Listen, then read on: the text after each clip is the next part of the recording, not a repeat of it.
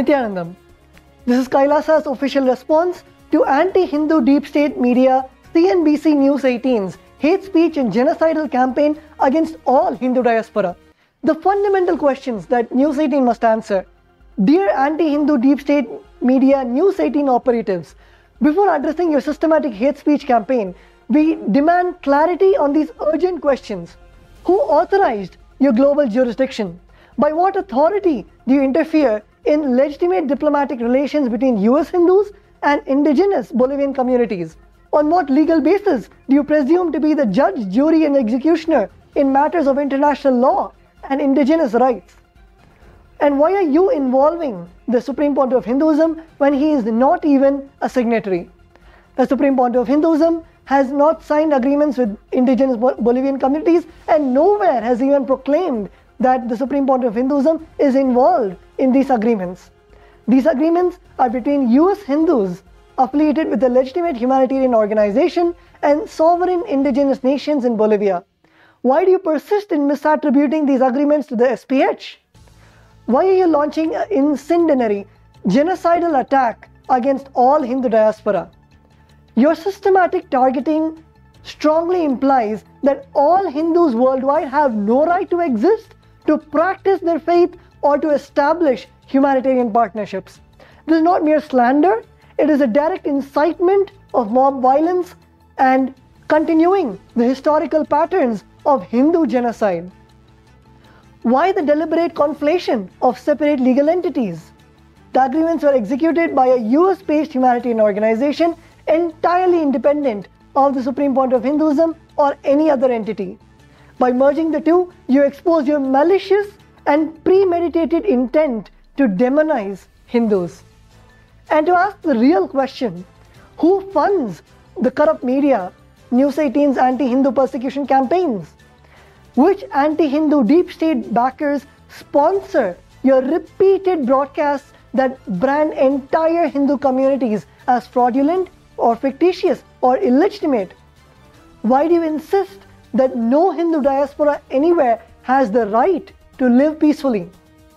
Your broadcasts and articles labeled falsely as exposes of a so-called land scam systematically misrepresent a sovereign indigenous nation, legitimate diplomatic dialogues, and broad-based humanitarian efforts.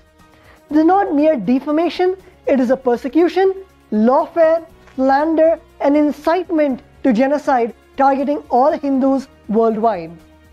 Your coverage telegraphs one horrifying message: Hindus have no right to exist and no right to engage in international cooperation. There are systematic violations that incite violence against Hindus from your anti-Hindu media corporation. As mouthpieces of these anti-Hindu deep state, you have shed every resemblance of journalistic ethics to orchestrate a premeditated persecution campaign against the entire Hindu diaspora. Your genocidal intent, demonizing Hindus as fraudulent or fictitious, is a well-worn tactic historically deployed before large-scale violence. By labeling an indigenous community as non-existent, you have laid the groundwork for denying them the right to live. Your inflammatory language suggesting Hindus as land traffickers or fraudsters is a direct invitation to mobs to attack the Hindu communities across the globe, and this has happened and happening as we speak today. You conjure false links between the Supreme Pontiff of Hinduism and agreements he never signed and has no legal involvement in, and this is a deliberate falsification from your side. Your coverage singularly targets Hindu religious institutions while other faiths receive no such scrutiny or demeaning commentary. This reveals your religious discrimination and bigotry. And of course, the denial of indigenous agencies by showing Hindu diaspora organizations and Bolivian indigenous representatives as incapable of legitimate agreements. You peddle colonial myths that indigenous communities can be easily duped. You thus deny both the groups the inherent capacity to self-governance. And of course, your refusal to seek or publish comments from the actual signatories before airing such sensationalizing accusations exemplifies an intentional agenda to inflame hatred, further suggesting you believe Hindus do not deserve any fair platform at all. And now coming to your allegations, addressing your false allegations step by step. Your first allegation, which says, bold land grab, your repeated reference to scams are nothing but hate speech inciting violence. These agreements are standard diplomatic partnerships, formal engagements between US-based Hindu humanitarian organizations and indigenous Bolivian nations for cultural exchange, conservation, and sustainable development, none which involve the Supreme Pontiff of Hinduism. And this has even been given in the Bolivian law in the Articles 30 and 403 of the Bolivian Constitution and many other articles in the Bolivian Constitution. It protects the indigenous communities the right to self-determination, territoriality, and their own institutions. Why should the constitutional rights exclude Hindu communities or any indigenous community from entering into the cooperation agreements? Your attack is not an attack on Kailasa, it is an attack on the Bolivian constitution itself. Internationally recognized indigenous rights, the UN Declaration on the Rights of Indigenous People, Article 36, explicitly affirms the right to indigenous groups to maintain and develop contracts, relations, and cooperations with other peoples across borders. Calling such relationships as bizarre or scams is a blatant assault on the rights of indigenous people and international law. These agreements are conservation and not land grabs. All partnership agreements contain explicit clauses ensuring compliance with Bolivian law and community oversight. They focus on sustainable practices, reforestation, environmental protection, cultural preservation, and the goals which are enshrined in the Bolivian law and in the charters of the indigenous nations. Your second allegations, which say deceptive 1,000-year agreements, News 18's claims that these native communities can be so easily misled is a reversion to colonizer thinking, assuming indigenous peoples lack agency and free will. And just for your knowledge, these negotiations were transparent. The process included thorough community consultation, the free prior informed consent, legal vetting, and group discussions. The agreements were not single signature deals, they had multiple signatories from both governing bodies. And these agreements are shared cultural and environmental values. Many Andean communities hold spiritual traditions resonant with Hindu perspectives on environmental preservation and cosmic harmony. These deeply compatible frameworks fostered these agreements with the Bolivian indigenous nations. Your third allegation, which says self-proclaimed and Kailasa has no recognized territory or international legitimacy. News 18 frequently calls Kailasa non-existence, ignoring the denial of self-determination rights. Characterizing Kailasa as fictitious violates the fundamental right of indigenous Hindu communities to define themselves, recognized under international law. If other faith communities can form enclaves or spiritual nations, why must Hindus be denied? Kailasa also complies with the Montevideo Convention, and Kailasa meets the recognized criteria for statehood under the Montevideo Convention, having a permanent population, defined territory, a government, and capacity to enter into international relations. And of course, this Montevideo Convention also is not a recognition by third parties. It is not a prerequisite for existence, which is there in the Article 3 and 13 of the Montevideo Convention itself. Kailasa is a continuation of centuries-old indigenous Hindu traditions. To dismiss it outright is a genocidal erasure of an entire people, an entire civilization. Your fourth allegation, which says 3 times the size of New Delhi for 1,000 years, painting this land grab, is a deliberate distortion of long-term conversion partnerships. Indigenous groups routinely use multi-generational timelines for land conservation. The global best practices often extend 50, 100, 500 years for environmental agreements. 1,000 years is not audacious, but is a reflection of deep ecological commitments to indigenous nations that have stood and will stand for thousands of years. And these agreements have thorough respect for Bolivian legal structures.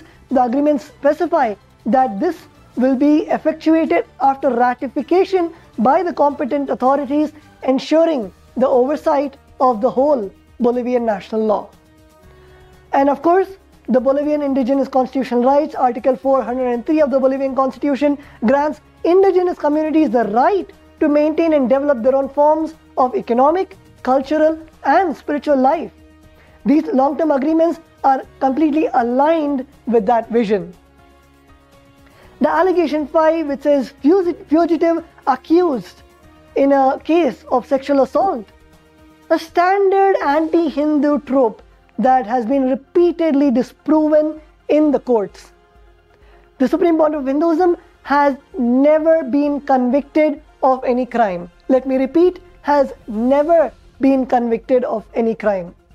And after a decade of trials and investigations, courts worldwide, including in the United States, have exonerated him in the very allegations that your racist anti-Hindu media keep repeating.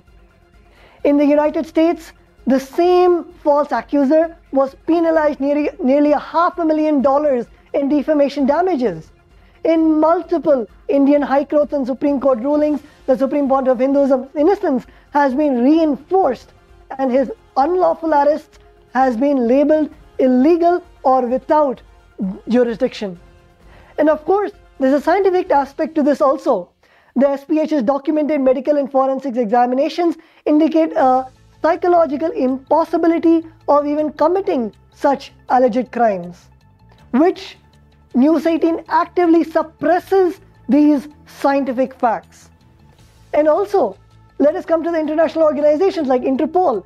Interpol refused to issue any notice against the Supreme Court of Hinduism, and Interpol's refusals, it highlights the universal recognition of the Supreme Court of Hinduism's exoneration as per the principles of res judicata. Of course, you do not know international law, so let me take a moment to explain to you what res judicata is. Res judicata is a fundamental principle of international law, meaning a matter already judged. The same has been recognized in the Indian courts, United States courts, and the courts all over the world in customary international law all over the world.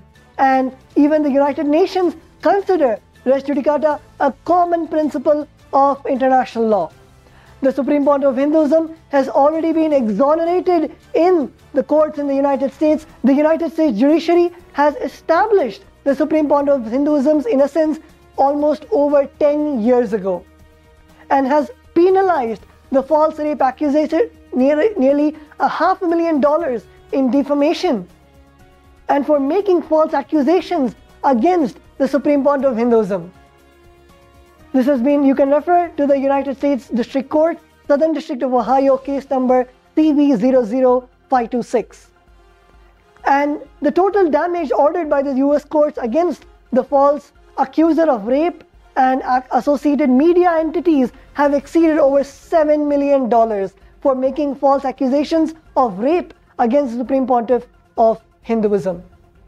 And of course, we should also understand that the US judicial system consistently ranks higher in international assessments of the rule of law compared to Indian or any other system. When a matter has been adjudicated and a final judgment has been rendered in one court, other courts of other jurisdictions are obligated to respect and uphold the judgment as per the doctrine of res judicata. So clearly, unlike your anti-Hindu allegations, your racist, your hate speech against the Supreme Court of Hinduism, the Supreme Court of Hinduism time and again has been proven innocent and completely exonerated from all the crimes that you falsely keep perpetrating to incite genocide, hatred, hate speech, and discrimination against a whole international community. Let us now go to your next allegation. Accused in a separate case of sexual assault and child abduction.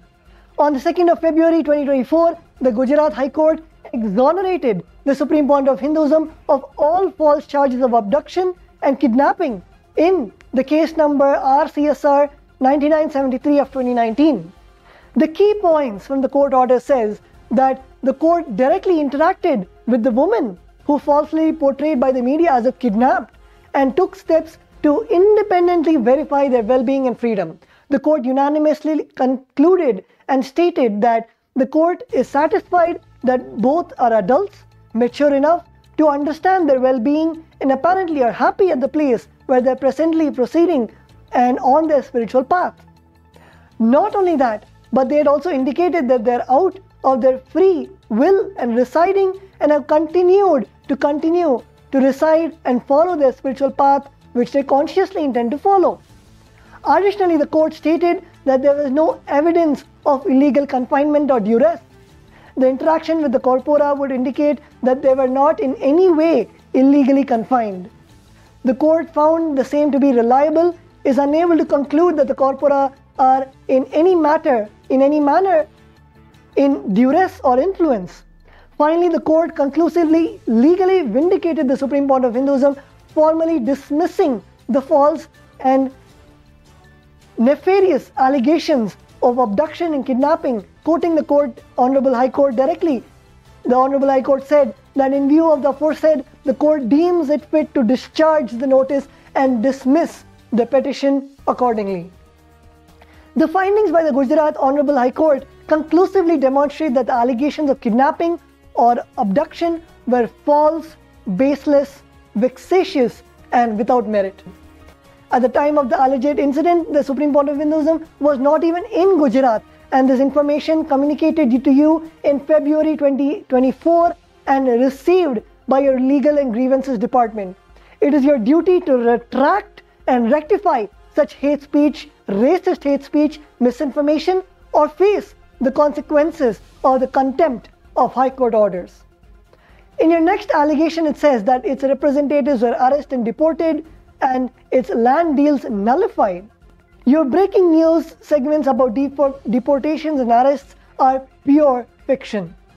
No deportations, no arrests. The so-called legal actions reported by News 18 never occurred. No official Bolivian channel confirmed any such event. In fact, these alleged arrests of the 20 Kailasa operatives are unsubstantiated fabrications and repeated to generate shock headlines. And the legitimate engagement with the Bolivian communities, the actual signatories remain in good standing with the local Bolivian authorities. The confusion arises purely from your manufactured hate speech narrative to inflame hostility and degrade the standing of Hindu communities. In your next allegation, you say fleeing India in 2019. For over the past 15 years, the Supreme Court of Hinduism has been persecuted, illegally arrested, and defamed. Repeated false charges, withheld evidence, and malicious prosecutions are well documented. The courts in both India and the United States have repeatedly noted the glaring misconduct. You also say that the Supreme Court of Hinduism has been fleeing, yet you should actually know the persecution that was done to the Supreme Court of Hinduism. The Supreme Court of Hinduism's passport was arbitrarily seized illegally, rendering him effectively stateless. All of these are media trials and witch hunts. Outlets like your CNBC News 18 conduct a parallel trial, ignoring court orders and manufacturing stories without verifying facts. Our demand for immediate retraction and apology that News 18 must cease and desist from publishing or broadcasting any further defamatory content relating to the Supreme Court of Hinduism or Kailasa, and publish a complete apology for your systematic hate speech, religious bigotry, and genocidal commentary against the Hindu diaspora, and retract all inflammatory allegations across digital, print, and broadcast platforms, including your repeated false claims about land grabs, deportations, arrests, and other unverified narratives. We call upon the international community to hold such of these anti-Hindu racist media to follow the journalistic ethics and not incite genocide on such minority communities like the indigenous people and the Hindu minority communities. And we call upon the international community to prevent the further dissemination of hate speech and to ensure factual reporting on the indigenous Hindu communities and the Supreme Pontiff of Hinduism. Thank you. Nityanandam.